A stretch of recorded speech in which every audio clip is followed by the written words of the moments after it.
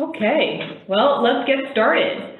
Welcome everyone to our next in our series of virtual artist talk, part of the Downtown Kinston Mural Program. My name is Sarah Arney. I'm the Community Development Planner for the City of Kinston and one of the staff leading the Downtown Kinston Mural Program.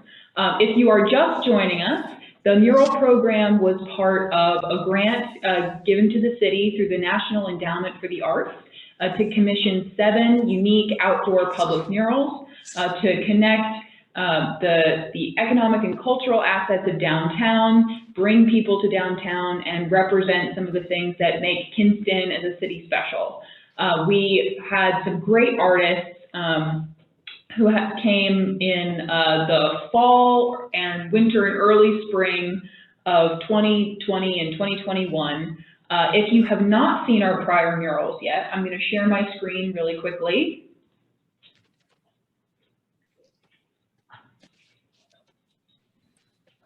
And you can see, our the current murals that are up. They're scattered throughout downtown. The one that we'll be talking about tonight with artist Timothy Robert Smith is called Sugar Hill. It's at 224 South Queen Street at Harry's Barber, and that's if you pass the intersection between King and Queen Street. But if you have not seen our other murals, feel free to take a tour. And if you'd like to see any more information about our other artists, you can go online to the Kinston website, kinstonnc.gov, to our mural program, and you can find connections to Timothy's website, his prior work, and all of our other artists. We are especially excited to talk to Timothy today. He was one of our out-of-town artists based out of California. We were so glad that he could come all the way to North Carolina, especially under current conditions, to be with us. And completing the mural under difficult conditions as well, which I'm sure he'll talk about. But we were very excited to have him represent part of Kinston's music history, which is so important to so many people, and doing it in a way that was a great collaboration between the owner, the artist, and our mural selection committee. And I would like to briefly shout out our mural selection committee, a group of citizens who helped select the artists and really made this program happen. I see Ms. Barbour, Lisette Carnegie, and Dr. Joyner are on the call with us. I believe Pastor Hudson was with us at one point. He may have gone off. But thank you all very much, and the other members of the mural program, for everything that you've done. And without further ado, let me pass it over to our artist, Timothy Robert Smith. Hello, everybody. Thank you for having me. And thanks for having me in Kinston. That was really fun. I had a really great time painting it and researching everything and putting it up on the wall. So yeah, today I'm just going to give you kind of insight as to what the life of a muralist looks like, and everything that I did for this project, as well as a few other projects. So I'll start with a brief introduction. I study figurative art, is like the name for the stuff that I do, which is, based on human figures, based on representing reality in a realistic, natural way. And I take that knowledge and I abstract it as much as possible. So basically, I combine two opposites, which is, making something as realistic as possible, and then making something as imaginary and into the realm of like mystery and mysticism and all this crazy stuff, right? So those are the that's the way that I work, and that's kind of the way that that I think in general. So with every mural that I've done, I got really interested in the idea of perspective. Who is seeing the mural and from what vantage point? Basically, I study like how different vanishing points work together in perspective, and there's ways of shifting that to where you can see from multiple vanishing points at the same time. And philosophically, it could be said, as I say in my artist statement, that this represents diversity of perception. So it's like you're not just seeing through your eyes as the observer, but you're seeing through the eyes of yourself and everyone around you. You know, it's kind of like the idea of stepping outside of your own personal vision and looking into the more collective vision and trying to understand how everyone is looking at the same thing from a different point of view. So that's the main idea behind the work that I do. And what that actually looks like is there's realism and there's a collage. There's a collage of perspective, but it's stitched together in a way to where it kind of makes sense. It feels like a dream world, but at the same time, it's supposed to make sense. It's like it's working and kind of not working at the same time. So that's the essence of what I do. I'll show you a couple images of my past work. Here we go. Let's go to the beginning. Okay. Play from start. All right, can everyone see that? Yes. Okay, Yeah. so this is the first mural that I did about the history of one particular area, which is Hermosa Beach. And they asked me to do a mural about the 60s and about the local scene that was happening in their area, right? And there was a lot of jazz, there was a lot of poetry, there was like this coffee shop scene, there was this thing called the Either Or bookstore, and then there was also this jazz scene, like Miles Davis played there at the Lighthouse Cafe, and a bunch of famous musicians kind of mixed with writers. So I wanted to combine that into one big grandiose space that just encompassed everything: art, music, poetry, crowds of people. There's a cat running around. And this is what I did in Hermosa Beach. And the most recent mural that I did before Kinston is in Toledo, Ohio. And this was a really large tunnel. And I think it was like 150 feet on each side. Ooh. So it was crazy huge. And I wanted to really focus on the twisting perspective in this one, like making the viewer feel like the floor is coming up from beneath their feet, and what's up is now down, and down is up, and left becomes right, and everything just gets really topsy-turvy. I even painted on the ceiling, so as like you walk under this person's foot, it appears to like shift with the viewer, and everything just goes crazy. A little self-portrait in there. Sometimes I hide myself in murals. Like Alfred Hitchcock does. And so this is another mural. This is in Laguna Beach. And this was just kind of a beach scene mural, but it's all shot from that under perspective, that worm's eye perspective. So everything has this real, like distorted, foreshortened look, and people's feet are huge and their heads are really small. Yep, so that is one of my first really large mural projects.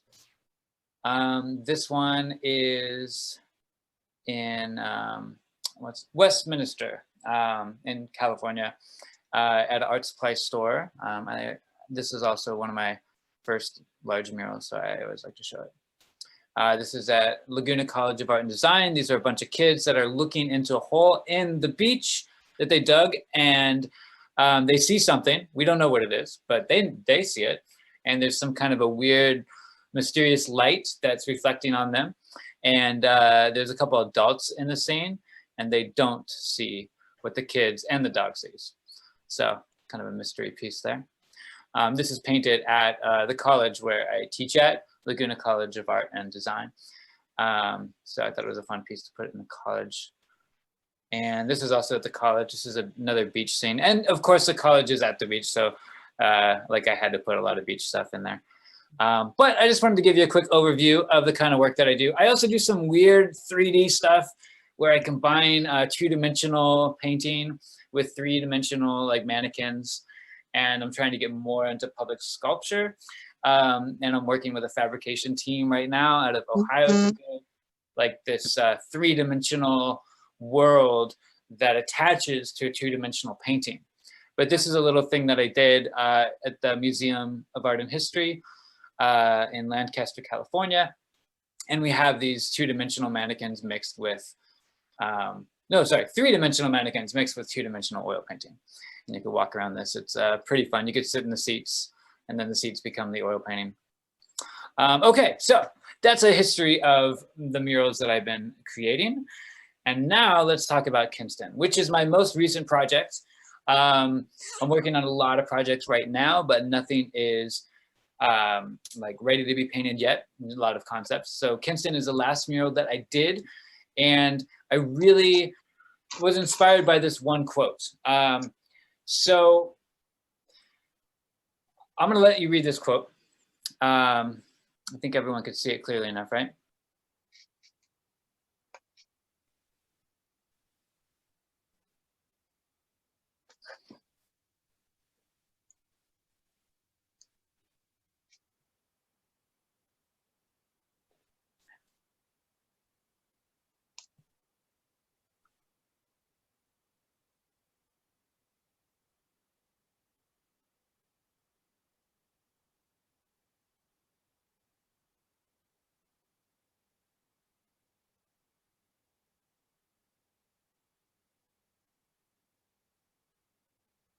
And this was basically the essence of what I wanted to create with this mural.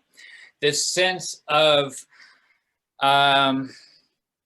existing in a world at that time where there was a segregation, but the music and the power of just this uncontrollable human energy from sound and from dancing, it overpowered it, and somehow magically the fence was torn down, and no one knows exactly how it happened, and everyone danced together like the world was a normal place. I first heard about this when I met with the committee, with the mural committee in Kinston, and I talked to Pastor Kuntz, and he was telling me that he didn't experience it, but he heard that this was kind of a common story, that they had a fence that basically separated the white and the black dancers. But then when the music played, people got really excited. They got so into it that the fence just came down, and no one knew how it came down. Someone probably mysteriously did it or secretly took the fence down, and nobody cared because the vibe in the place was just so intense and powerful and fun that it felt like everyone was equal. And that's what I wanted to create. So I wanted to show a scene where there was just so much musical energy happening that observers felt that if there were any walls that existed, you know, today in our world, that it could just be thrown down, and like the walls wouldn't matter. Yeah, so this mural was inspired by this quote. That was the very first thing that I wanted to use. And then when I did the research of Kinston, I had to learn about all the different buildings that were there. And of course, there's, you know, Queen Street, and there's Queen Street South and Queen Street North. And that was how things were segregated back in the 50s and 60s. And then the mural is mostly based in the late 50s, early 60s. So it was really hard to find photos from that time that showed all the angles that I wanted to use.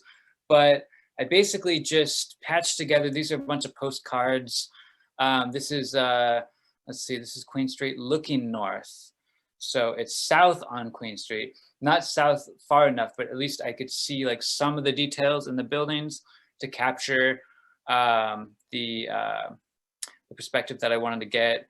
And then this photo helped me a lot, getting that view, like looking up the street here. And then the ones that really made it into the mural were the tobacco warehouses. So this mural was about Sugar Hill, and Sugar Hill is basically, in my perception of it, it is just this everlasting party that happens in tobacco warehouses at night. So it had to be a night mural. It had to be you know, just people like running around dancing everywhere. But there had to be evidence that it was a tobacco warehouse, that it was this functional space during the day that's used for like a different purpose at night. This was a good reference here. So I got all these references of what Queen Street looks like and all the businesses on Queen Street. There's People's Bank, which I did put in the mural. Shepherd's Tobacco Warehouse. I couldn't get an actual photo of it. Like, I don't know if it exists. I couldn't find it, but I found some other photos of tobacco warehouses that I kind of warped to make it look like what I imagine it to be.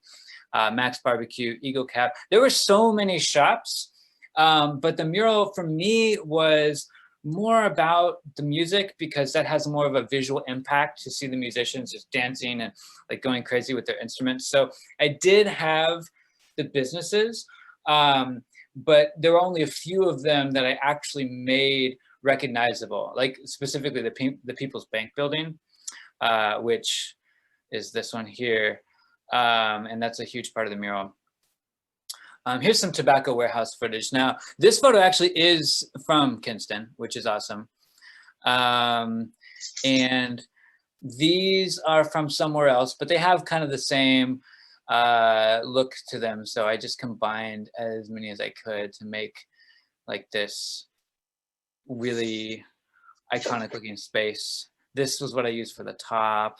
And then this I just used on the sides of the tobacco warehouse. Okay, so going into the music, I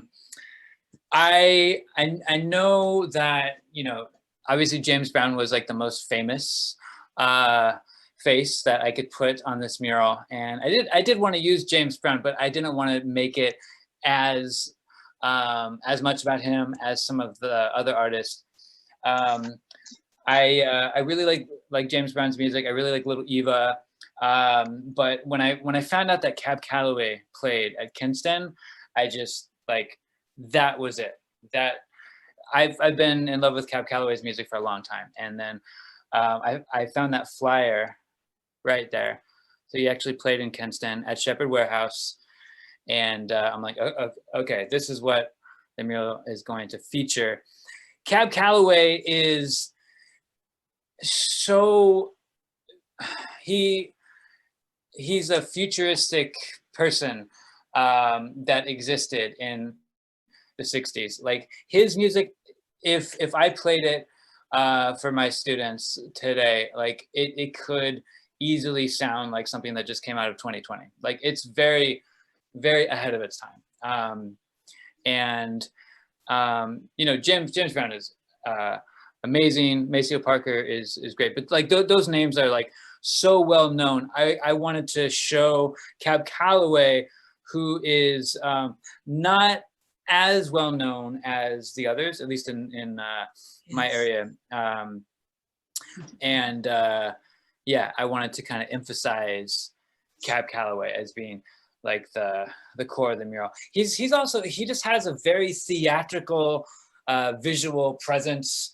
He dresses very majestically, and you know, holds that conductor stick, and I thought it would just really be this awesome presence in the mural. And of course James Brown has this amazing presence too, with those dramatic dance moves. So both of them really kind of work to navigate the viewer through the scene. Okay, so here was my first design of the street before I put any of the musicians in. Now, this is how I like to work. I like to consider the space first, like the actual physical space, and then I put all the characters within the space. So, oops, not supposed to see that. Okay, pretend you didn't see that. Okay, going back. So here's the physical space, and you see there's a People's Bank. There is a theater here, and I ended up putting another theater on the other side of the People's Bank, because I think the People's Bank is what kind of separated like the black area from the white area on Queen Street. And there was another theater that I put over here. But all of the buildings, they aren't that recognizable except for the People's Bank, and then you know, some of these like ones that tower up over here. So, and then of course the Shepherd's Warehouse. So this represents the Shepherd's Warehouse, which is the most famous, iconic warehouse where the majority of people played. But I wanted it to basically just be a substitute for any warehouse where music might have happened. And the perspective is a little strange on this one. Like, it goes into a vanishing point over here, but then as it wraps around, it kind of opens up in a weird way, and there's another vanishing point here. And I wanted it to feel like you're basically looking two directions at once. Like, you're looking into the music warehouse, but you're also looking up the street, because those are the two main focal points of the mural, is business and music, right? So there's a scene, and then here's some of the characters. We got some dancers over here. These are actually from photos that I found of just dancers from the 50s and 60s. And I abstracted the photos a lot. I put a lot of weird like overlays and colors and stuff on them so you can't recognize the original photo. And then I wanted to add some musicians. We got James Brown, Dick Knight, Maceo Parker, Little Eva, and of course there's Cab Calloway. And then the moon is something that it kind of came to me last minute. I wasn't sure if I could pull off the idea of doing a big full moon without making it look like a haunted, like Halloween kind of thing. And I struggled with the idea for a long time, and then I realized that it just had to be there. Like, having a beautiful, bright full moon just really made this look like this everlasting party at night. So I got the moon in there, and then here is a full color version of it. Yeah, so that is my Photoshop collage that I started with. And then when I paint the mural, I use this as a springboard. Like, this is the reference. This is like the main blueprint of what I'm doing, but things change. Like, not every detail is exactly the same. It does look a lot like this, but you know, stuff changes in the process. Okay, so that is the idea creation process. Now I'm going to talk to you about how I painted it. But are there any questions? I'll just say questions as I go about the idea process.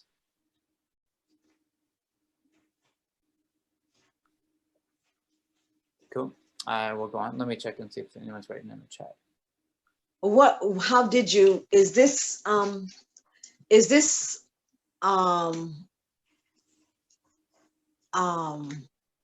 so you actually painted it, you didn't put it on another material and then, you know, put it on the wall, or you actually painted it on the wall?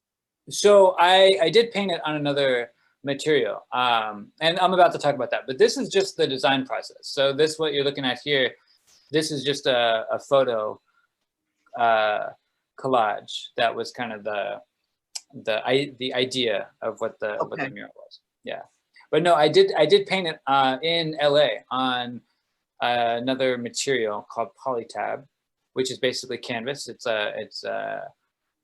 a synthetic canvas, so it's archival. It'll last for like decades, and that is what I painted on. Where do you get this kind of material from? There's a company out here in LA that sells it. I think every like big city has like some company that sells it, but it's not like an art supply. So it's kind of this like mural trick that I learned from other muralists that like teach at the same school as me. And like, there's this one guy that I know, Kent Twitchell, and I guess he's been using it for over 30 years. And I went and I saw one of his murals that he did in the 80s with polytab, and it like held up beautifully. It was still perfect. And I'm like, okay, that's the stuff that I want to use, because it just gives me so much more freedom to be able to, you know, paint something for 2 months in LA and then either drive or fly anywhere in the world and then glue it to the wall in like 3 or 4 days. Right. So, okay. Yeah, it's a pretty fun process. This is the third mural that I've done with that process, and I think I'm going to keep it up. But We do yeah, have a question from the chat. yes. From Sienna Clay, how did you know what photos to choose from and what poses you thought were going to fit in the piece? Cool. Okay. That's a really good question. And I kind of skipped this part. So I do something called scribble sketch. It's a term that I made up, but basically I take my sketchbooks and I use a pen so I can't erase it, and I scribble my ideas out as quickly as possible. And then I look at it, I take a step back, and then I do it again.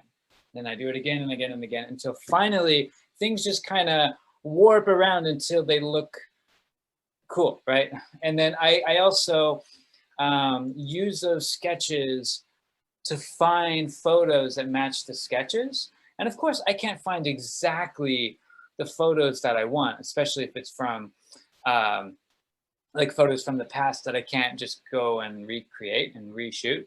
So I have to make some compromises, but I also, like, if you look at the James Brown character, that's 3 different photos. You would never find that photo online because it doesn't exist. Now, there are parts of it that do exist, of course, like his face. Let me see if I can zoom in here. Hold on. Zoom in. Wait a second. 1 second. 1 second. Sorry. Well, so can't really zoom in, but his face and shoulders are part of a photo. This hand's another photo. This might be 5 photos. This is another. So yes, so these are 3 photos here, and then I think these are 2 different photos, like different poses that he did with his legs. And most of these I get from videos too. So I also do that because it's like not as recognizable because, you know, technically as an artist, you're not supposed to copy photographs.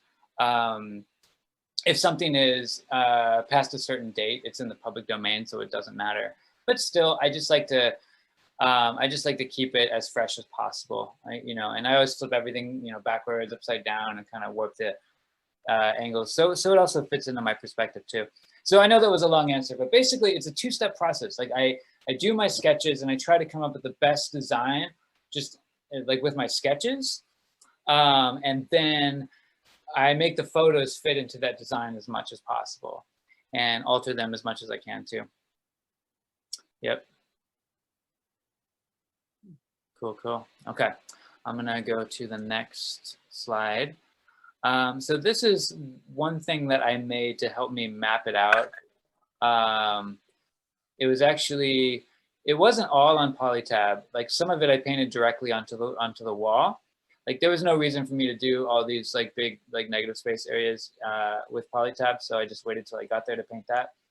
So all those boxes that you see are basically 5 by 5 feet.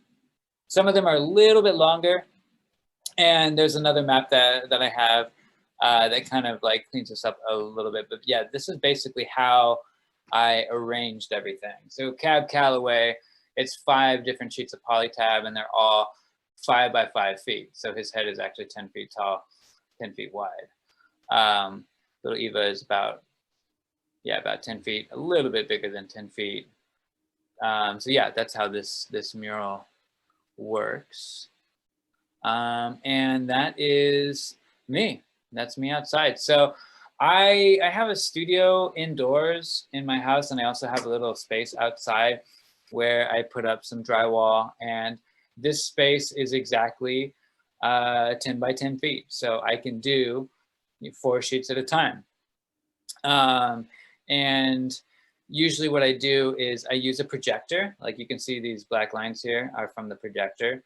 When you do big murals, it definitely helps get them more accurate if you have a projection to start with. So I use a projector and I get the lines, and then I go on top of it and I do all the different colors. And then I take it indoor in my studio, 1 sheet at a time, and I do all the color fades and different glazing and make it look even better. But this is how I start. Here's another image of my 10 by 10 little space outside. And I rent other studios too. Like if I have murals that are bigger than the wall in Kinston, and I need to like visualize the whole thing at once, then I will like rent a big space to lay everything out at once. But for this one, it kind of worked out perfectly with the 10 by 10 foot space.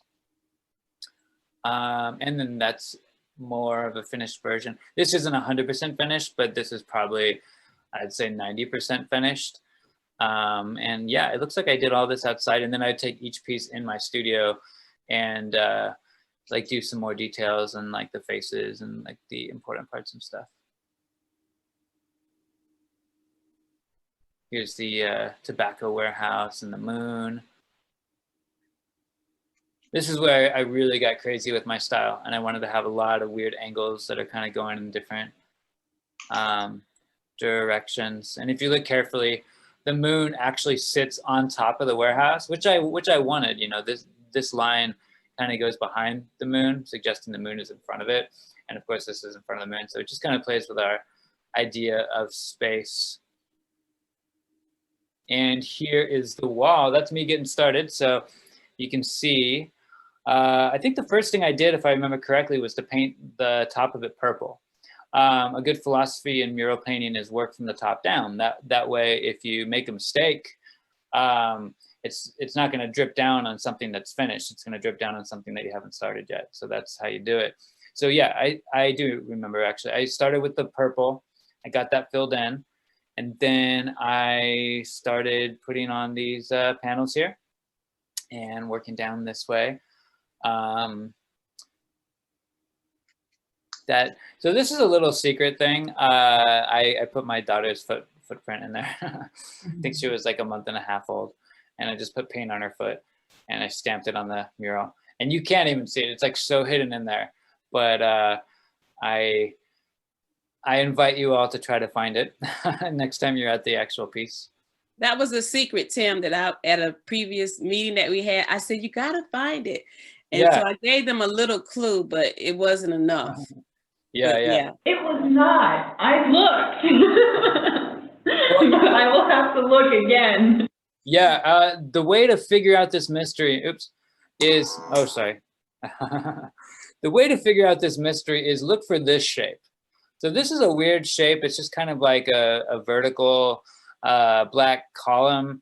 It used to be a light pole, but it got just kind of painted over and over and over. But if you look for that shape, and then you go straight down, you should see a little tiny green footprint. And actually to the left of that, there's a little fist bump print there too. So there's two little things. Blends in perfectly. Don't even see it. How did you go about putting it up? What did you use to put it up with? I used this acrylic gel. It's basically like a gel medium. It's called Nova gel. And you put it on the wall with a paintbrush, and then you basically, hey, let me stop this so you can see my face. Yeah, you put it on with a paintbrush, and then you basically wear gloves and you paste the finished mural into the glue, just like wallpaper. And then if there's like some weird edges, like the wall was made of bricks, so there were a couple edges where it kind of like indented really far, or it had a bump. You just have to really carefully work around the bump and make sure everything's glued. There were a couple times where the bumps were so bad that I got my X-Acto knife and I just cut the mural, and then that made it easier to put onto the wall. And then I painted on top of it. So wherever the edges are, I would paint on top just to kind of like seal it in better. Okay. Let's see, I'll show this again. And then here's a video. I'm gonna play it. You might have already seen it. I posted this right after I came back, but this is the creation process.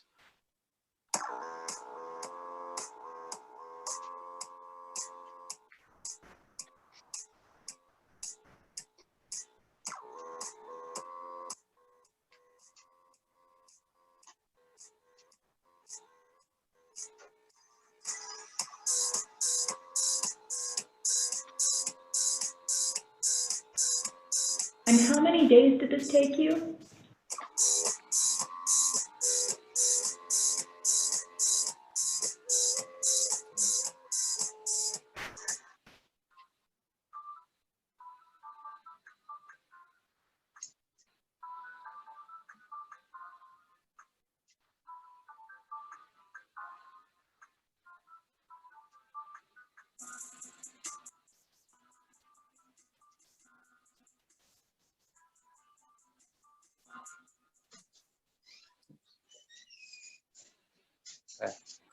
don't know what happened at the end there.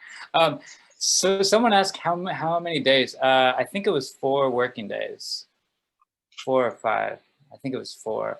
But yeah, the weather was crazy. Like I kind of came at a time of storms, and you can't really work when it's raining because the gel, it just won't stick. It won't harden, and you know your big sheet of wallpaper will just wash away. So I had to wait for the days that would dry. But even the days that would dry, it was still, the wall was kind of damp from the day before. So yeah, I was really waiting for that sun to come out, and never really did. It kind of did on the very last day. But yeah, I think it was about 4 working days. But it all got done, so I'm really happy about that. Let's see. Hold on, I have one more thing. So 4 working days for the installation, not the entire piece, right? No, for the installation. I took about a month, maybe a month and a half to paint it. Yeah. Is the installation entirely done on the fabric that you were using, or is some of it the wall itself? Some of it's on the wall itself. Like basically all of the characters are on the fabric, and then like the big like negative space where there's not a lot of stuff happening, like Callaway's white shirt, it's just all white. That's on the wall itself. And then on the left side, there's a black section where it's just like one solid color and a couple color fades going through it. That was all on the wall itself. But any complicated stuff I wanted to do before I got there, because when I was there, I didn't have a lot of time. I didn't want to like get stuck in the rain or anything, so I just had it all finished. Okay, thank you. Oh, go ahead. No, I was just saying thank you. Go ahead, please. How did you transport all of those panels? So I drove to Kinston from Los Angeles, and I rented a car, and I just threw it in the back. And I thought it was a good idea because I also had like big buckets of like the glue, and I didn't want to have to ship that down there. So I love road trips. I thought it would be a good idea to just drive everything up. And then when I got there, after I was planning on driving back, but the mural took a couple days longer than I thought. So I ended up flying back. But yeah, the idea was to drive there, put everything up, and then drive back with whatever paint was left over. And there was a lot of paint left over. So I ended up just donating the paint, and I got a cheap ticket on an airplane and just flew back. But there's another way to do it. And I talked to a muralist friend of mine, and basically now I could fly places with 5x5 rolls. I just get a ski bag, like for skis. And then you could check that onto the airplane, which is terrifying because you worked like months on something and now you're checking it into baggage on an airplane and you don't know what's going to happen. Honestly, I'd rather drive. But if I have to save time, I'll probably start flying, you know. So you're saying that you rolled it up or you folded it? I rolled it. Rolled it, okay. Yeah, I could actually show you what polytab looks like. I have some here. I would love to see that.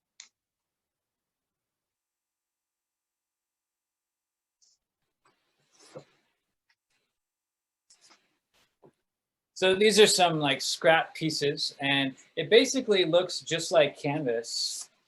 And it's just like a really, really thin canvas, but canvas has weaves in it, and weaves aren't good to glue outside because like the weather could like damage it over time.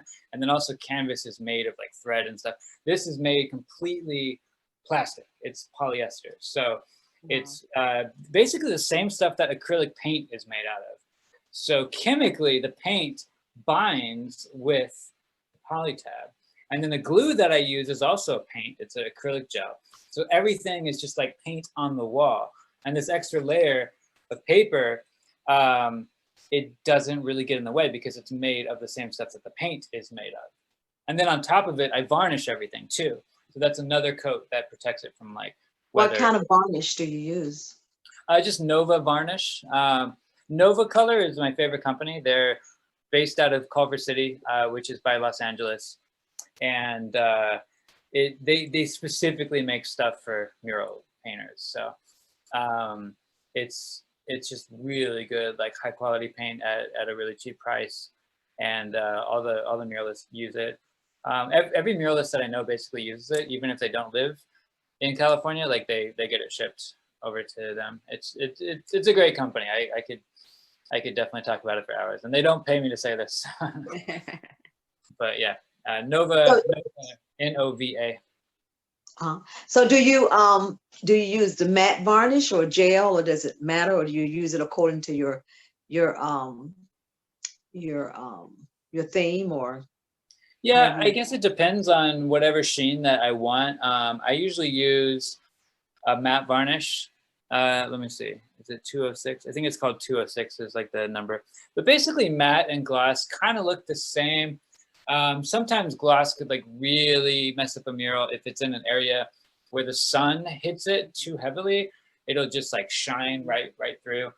But I haven't noticed gloss doing too much damage. But yeah, I try to go for the matte. But the effects of matte and gloss, they aren't that different looking with acrylic varnish. I notice the difference a lot more with oil paint. When I do oil paintings, there's a huge difference between matte and gloss varnish. Matte and gloss varnish. Yeah. What's the drying time on the gel? It depends on the weather. So in California right now, it could dry in 15 minutes. Wow. When I was in Kinston, it took about 3 hours.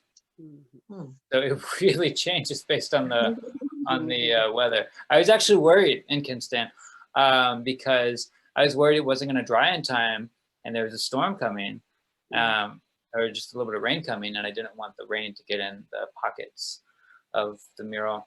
But I think it dried in time, so that was really good.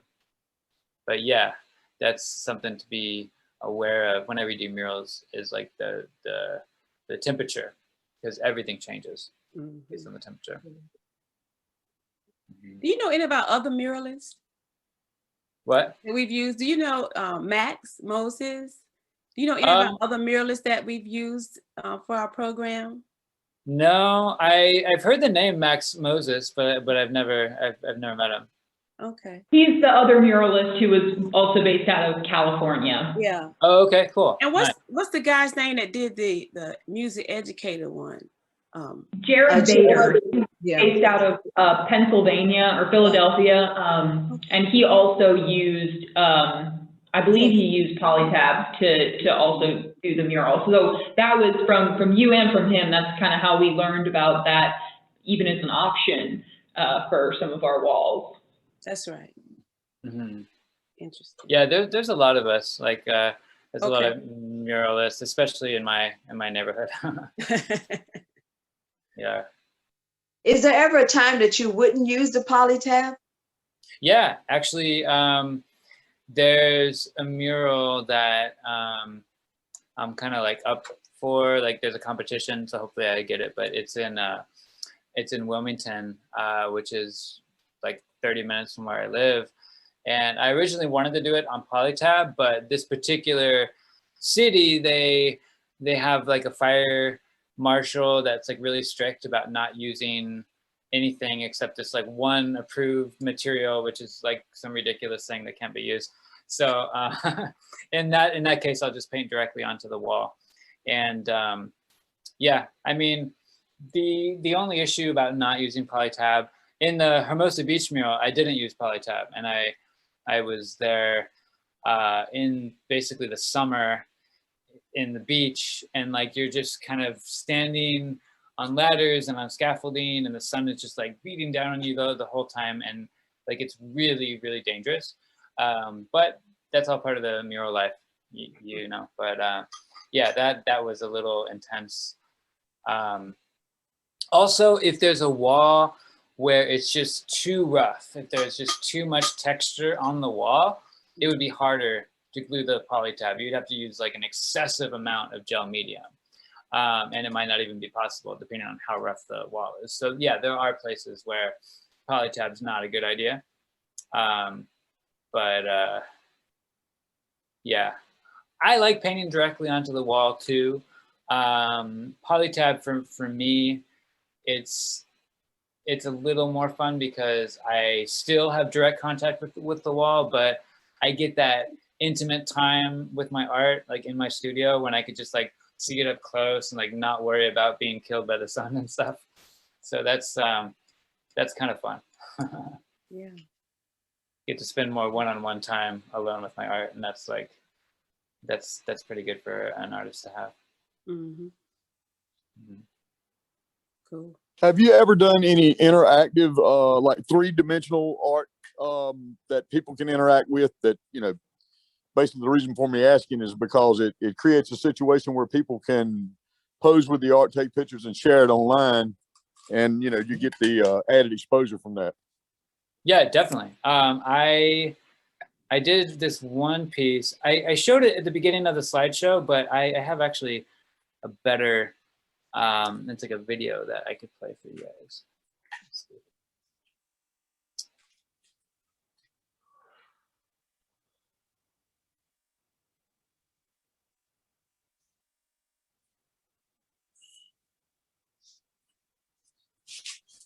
One second. Okay. So this is a piece that I did at a museum, and it was a temporary piece, so it was only up for a month. I went to like 2 different museums, and it was up for a month at each one. It's called Revised Maps of the Present, and Oh, this is the one with the train. yeah. Okay, I did see that. Oh, cool. I'll just play it in case anyone did. That's very nice, sir. Very nice.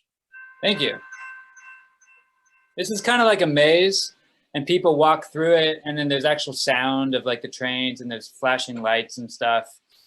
And then, yeah, there's some 3D mannequins that kind of mix in with the oil painting. And it's a 3-room installation. So this is the first room. And you go up an elevator, which I don't show in the video. And then when the elevator opens, you're in the second room. And then now it's like you're in the train. And there's painted people, and then there's chairs, and a lot of people like took photos with this one because you could actually sit in a few of these chairs and become a part of the painting. And the third room is like this video dark room where you go inside, everything's dark, and they project a video of a bunch of birds flying around, a bunch of pigeons. But yeah, that was my little LA piece there. Very nice. Thank you. Love it. And I'm actually hoping to do more of that. Like I just started working with this fabrication company in Ohio. And I've been applying for a lot of different public art things about 3D sculptures. So I'm trying to combine my 2-dimensional murals with 3D sculptures. So it's like you see a mural, but then a part of it like comes out of the wall and turns into 3D. So that's the next phase. Was the excuse me, I'm sorry for interrupting. Was the entrance to where you're viewing from that was strategically placed in to where when you photograph it or when you video it or when you're looking at it, you get that, because perspective makes a big difference in that, doesn't it? Yeah. You're talking about with the train piece, right? Yeah. Well, even pieces that you like a lot of the 3D art that you see, it's not necessarily viewable from every angle. It's more of a, you know, you catch the viewer's perspective as they're coming from a certain direction. Did you have to place those, you know, the way it's designed on the wall, it had to be placed and positioned in front of the entrance to that room to be able to see it properly. Is that correct? Yeah. And with that last piece that I did, I didn't use a projector. I did it all by hand, and I had one spot on the floor of my studio where I put an X on the floor, and I knew that was my standing point. So every time I stood there and I looked at the viewer at the piece, like that was what I wanted the viewer to see, was that one angle. So that's the angle, that's the one point where everything lines up. It's like all the angles connect and the vanishing point makes sense, right? But then as you go forward, it breaks apart, and it's supposed to. Okay. I love your work. It's awesome. Thank you. Thank you so much. Let me see if there's anything else in that slideshow. I think that was pretty much it. Are there any other questions that you'll have for me?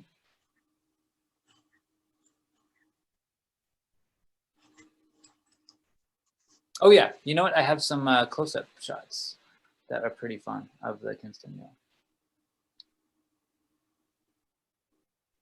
1 second. Current slide.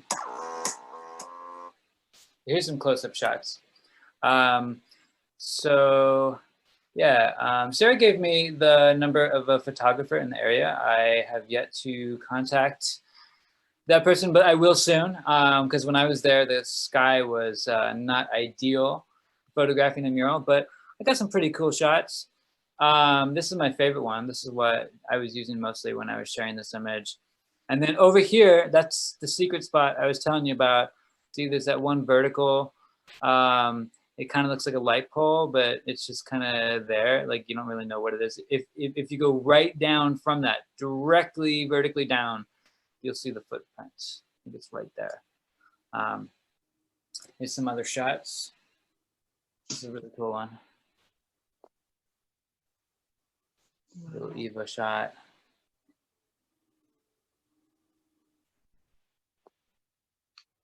And Cab Calloway. That is absolutely awesome.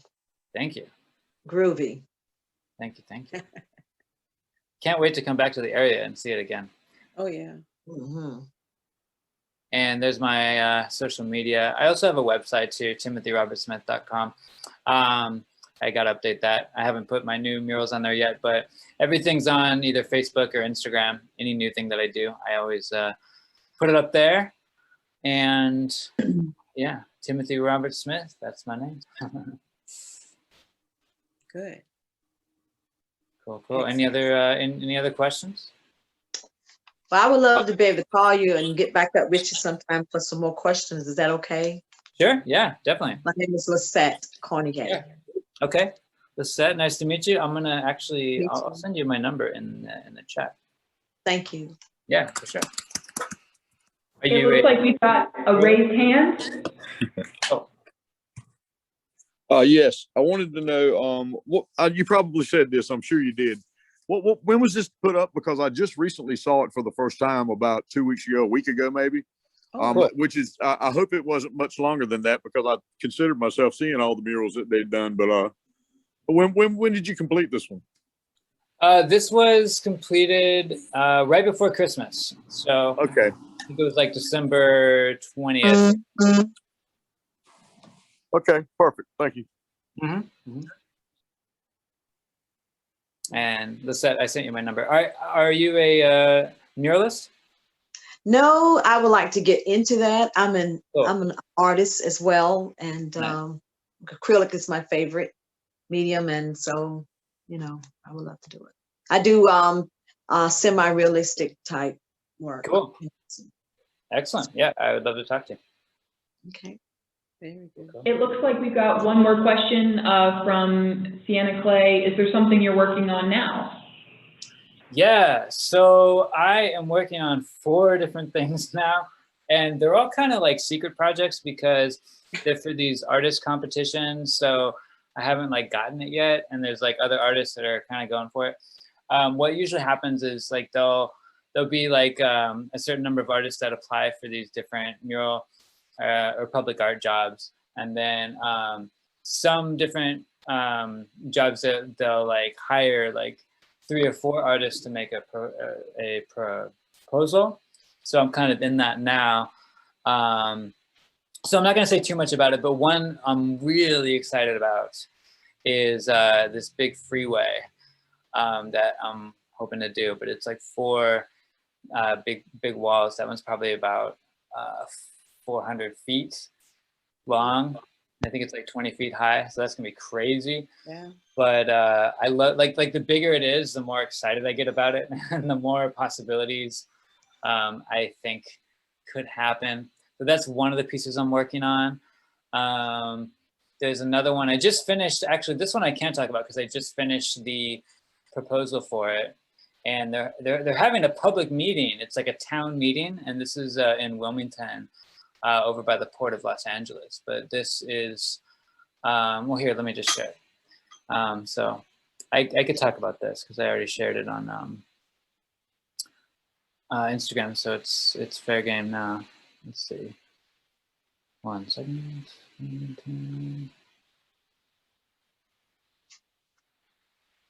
And I'm pretty happy about this too.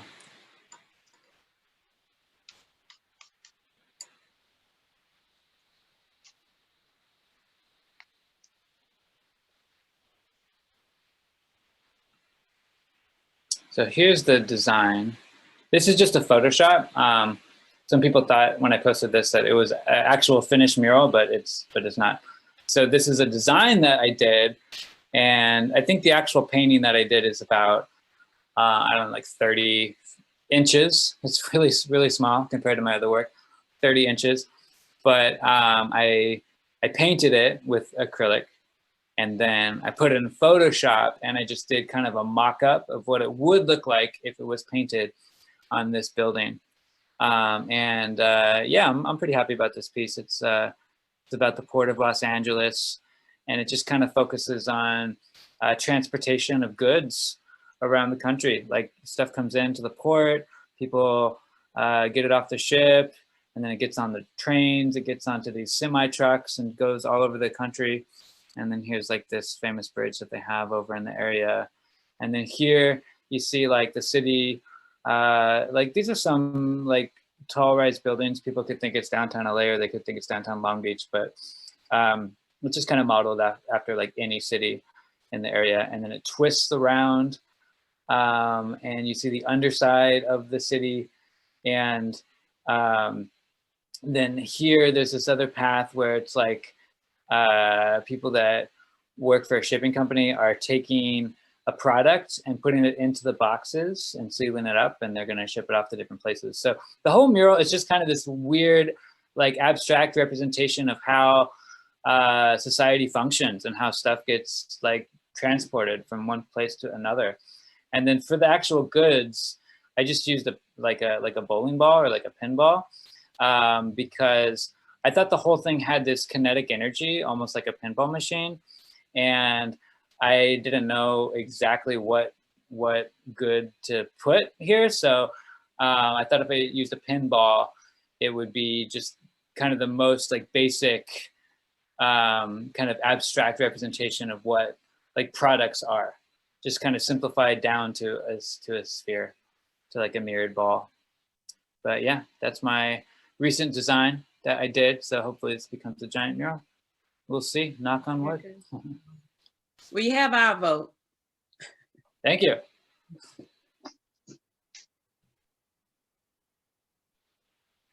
Let me ask you something. Do you use a certain app to help you with your visualization? Yeah. What do you use? Just Photoshop. So I just take photos and manipulate them in Photoshop. Okay. And get the different perspectives that I want.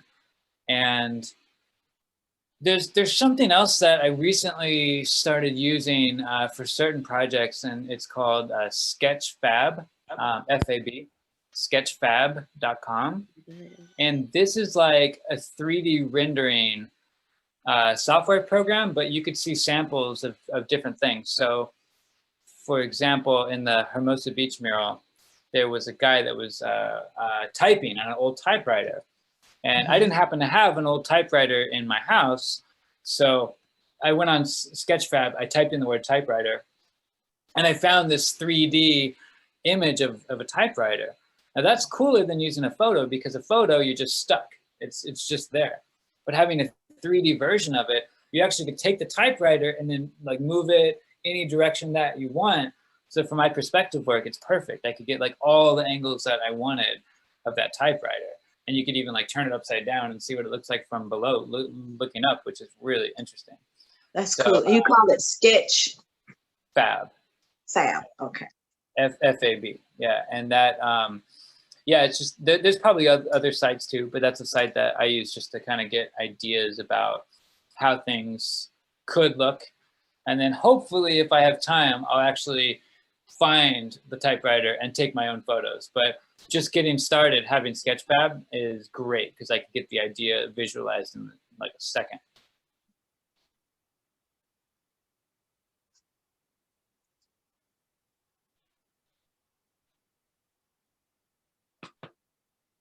Cool, cool. All right. Any other questions? Well, I'm not seeing any more questions.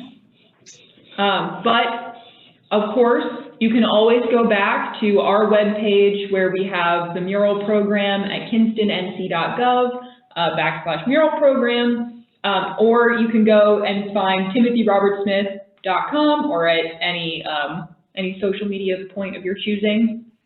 Thank you so much for being with us tonight and for the awesome mural. I will definitely be going back and finding her foot. Excellent. Thank you. And I'm sure lots of other people are now very excited to be able to go back and see the mural and look more closely. Excellent. Well, thank you all for having me. That was really fun. I love talking with people. Yes. And if you think of a question later, just contact me on social media and I will get back to you because I love talking to people. So yeah. Thank you. All Bye. right, thank you guys. Right.